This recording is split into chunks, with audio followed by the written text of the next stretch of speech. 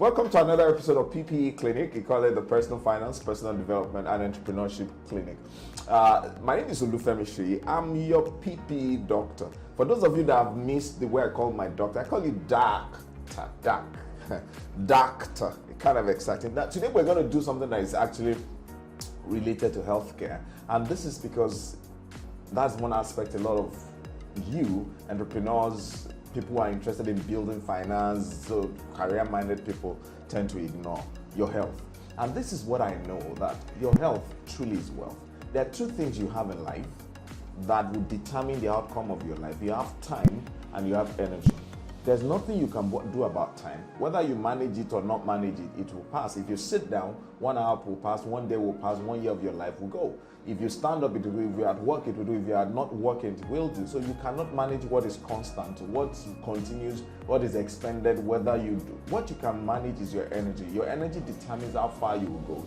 Energy is a key component of success, apart from some other factors. So if you lose energy, which is why, for example, you should work hard while you still have the energy. When you're not old and you've lost your energy and you cannot do much, this is the time to also. So your health is about managing that energy, because if you are ill, you cannot pursue wealth, you cannot pursue your career.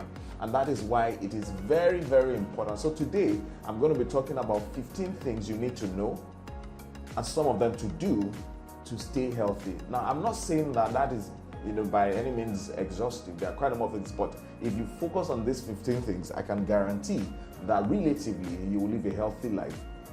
And with a lot of care, caution, and prayer, then you should be okay. So let's roll into it. Number one is your thought. I did a diagram here. I've been warned not to actually look at it, but I'm going to try to peep at some point. That number one is your thought. Your thought is it's like the gateway. You could virtually create your health, you could create your life, you could create your environment by the virtue of your thought. And that is why the good book says, as a man thinketh, so he is. So if you think it wrongly, then you will be wrong. Your outcome will be wrong. And that is the way it works. Negative thinking is one of the leading causes of depression and then the associated physical symptoms of it. So you need to ask yourself, every time you're thinking that you are powerless, every time you're thinking that you're inferior, every time you're thinking that you are ill or that something would happen to you, it may end up happening to you. So the first thing is to be positive minded. Yes, I understand. I'm not saying that there's no challenge. There are challenges that are facing you, and there will be challenge. But what I know is this, that if you can constantly focus on finding solutions, being positive minded, you will not only improve your circumstance, you will only improve your health. Our mind is so strong that it could virtually create physical symptoms. There's something we call in medicine that is called pseudosciences. Now, a woman is not pregnant, but she firmly believes that she's pregnant, and then all the symptoms of pregnancy, including the increase in the size of our tummy, begins to show. There are a lot of the mechanism or the pathway to that is a complicated story. But is that bad? Some women can even stop as experiencing the normal menstrual flow. They are not pregnant, but the thought of it, the obsession getting pregnant could actually get them to it. The same way with a lot of illnesses that that exist in this world. And then lastly, when you are positive, even if you truly have an illness, it actually will boost your immune system, it will make you happier, and then you are prepared to battle some of the illnesses that may come. So positive thinking, positive mindset is the number one thing you need to know and to start practicing to stay healthy. That is number one. Number two, your eyes. One thing that is very common, particularly in Black Africa, is glaucoma. Now, glaucoma is the leading silent cause of blindness in Black Africa, as it is. And this is the challenge with glaucoma. You won't feel the symptoms, you won't know it until the eyes is irreparable damage. And the thing is this, the extent of the damage for glaucoma is not reversible, at least by any natural means. So what I encourage you to do is to actually, anytime you go to your optician, you should get to know what your ocular pressure or your eye-related pressure is. That is number two. Number three is around the mouth. There are 3 points that we're going to discuss here. First of all is the drug. All of you abuse drug. All of you. Now, for those of you that will argue that, no, I do not abuse drug, how many times have you taken diclofenac, clofenac, ibuprofen, ibu this and that without prescription? For some of you, paracetamol is like once you finish your meal, it's like dessert. You take, you finish your meal, you take water, you take apple or whatever it is you take, and then you take paracetamol to it. I know people who do that. I know parents who every morning will give their sons or their daughter paracetamol to take, and then you ask them why. It's just part of the routine. That is an abuse. You need to stop it. Are you aware that paracetamol is one of the most dangerous substance when it comes to the liver? It could actually destroy the liver if it's abused as it is. So you need to watch it. And not just that. A lot of you who take there's this thing they call it this concussion that people hawk everywhere. You don't even know what the component is. You just ingest it. That is drug you are taking that you don't know. And you could argue with me that what is native herbs and all those, are you aware what is the active ingredient in those things? You need to watch what you take in forms of drug. People abuse pain relief, people abuse antibiotics. Every time you feel headache, you tell yourself, I'm having typhoid, and then you go take amoxil, you go take ciprofloxacin. You are causing damage to your body, because what you're doing is you are actually putting yourself in danger, because at the point when you are not going to need these antibiotics, because you have abused them so much, it will not work for you. So you need to actually stop that. Number 4, smoking. Now, smoking is a no-no. Smoking has been implicated in virtually all the disease that you can get all over the world. So when you put a stick of cigarette in your mouth or a stick of marijuana in your mouth, I need you to remember that you're actually smoking your years away, because every time you smoke, you are damaging and destroying the lungs. Smoking has been implicated in cancer, it's been implicated in high blood pressure, in diabetes. Mention any illness is related to smoking. And then nutrition, what you eat, is also very important. The challenge with a metropolitan environment like where we are is that you are so busy. Some people will leave their places of work, their homes by 5 a.m. and then they don't get back to 11. So I understand it could be pretty tough, but this is what I would want to encourage us generally. I'm not going to go into the details of saying, okay, you know what, in the morning do this or that. Try as much as you can to eat the traditional African diet. You want to take whole meal. You want to take your eba plus vegetable. You want to take beans and gari. You want to take. Now, it is time to minimize how you consume Indomie noodle. I know some parents whose pride is in the daughter or the son consuming Indomie noodle in the morning, spaghetti in the afternoon, bread and sardine in the evening, or to make it, but refined food should be minimized in your diet. Every meal you take should take a lot of fiber, a lot of protein, a lot of fat and oil and all those ones, and that coincidentally is cheaper to attain. For example, beans and gari is one of the cheapest meals that is available to us, or rice and beans. Beans, gari, if you now have the time to add a little bit of vegetable, fantastic. You've done pretty well. So you need to watch what you need to minimize refined sugar. You need to minimize carbonated drinks.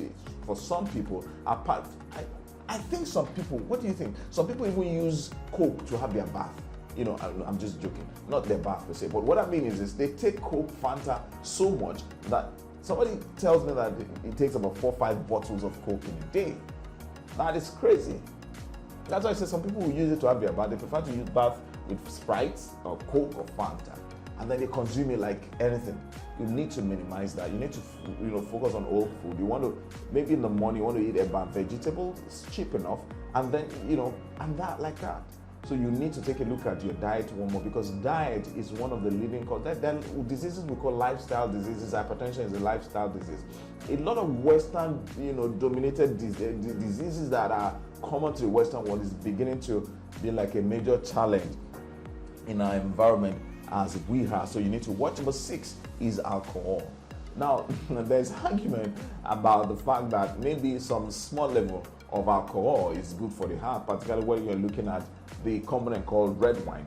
But this is what I usually say, that as much as you can avoid alcohol, because when you start debating that 2-3 glasses is good for the heart in a week, now the question will not be what size of glass. Yes, some people will, but some studies are proving that the claim that wine, if you take 2-3 glasses in a week is good for your heart is not necessarily true. So as much as you can, you want to avoid it.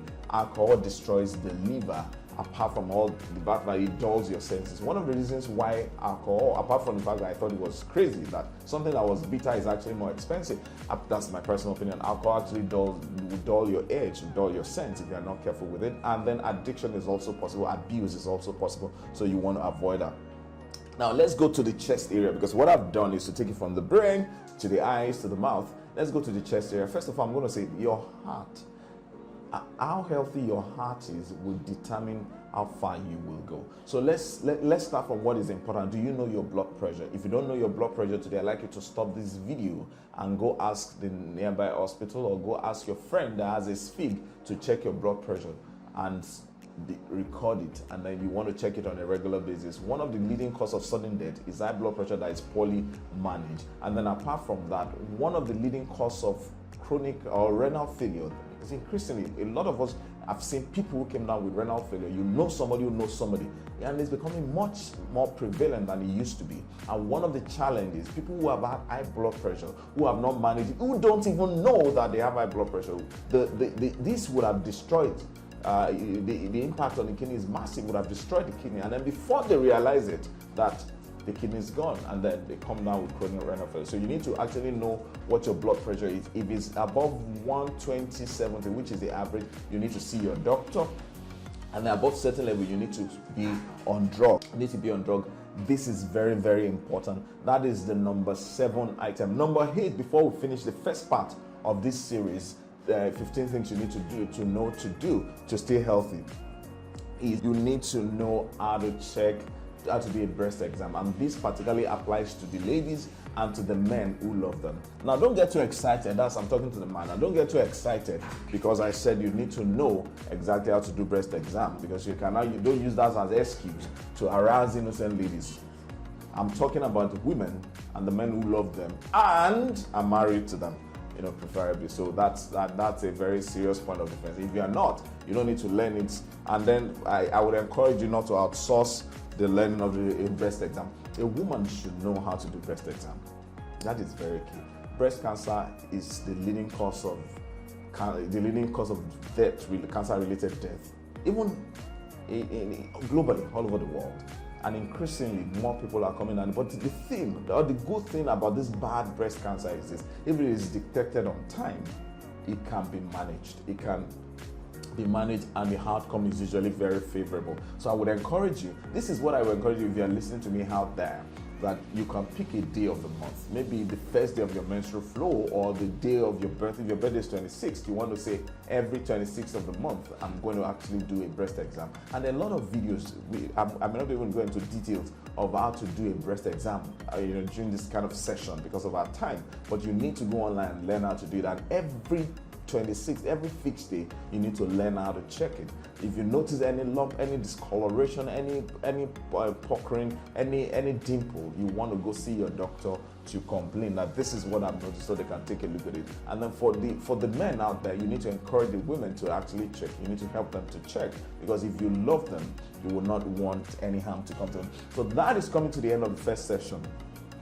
Don't go away, because I'm going to be coming back with another 7 more points. We talked about 8 points that will help you in your journey. Until I see you in the next session, remember that health is wealth, and you need to learn those things. You need to stay healthy so that you can pursue your dream. See you on the other side of this session. Thank you.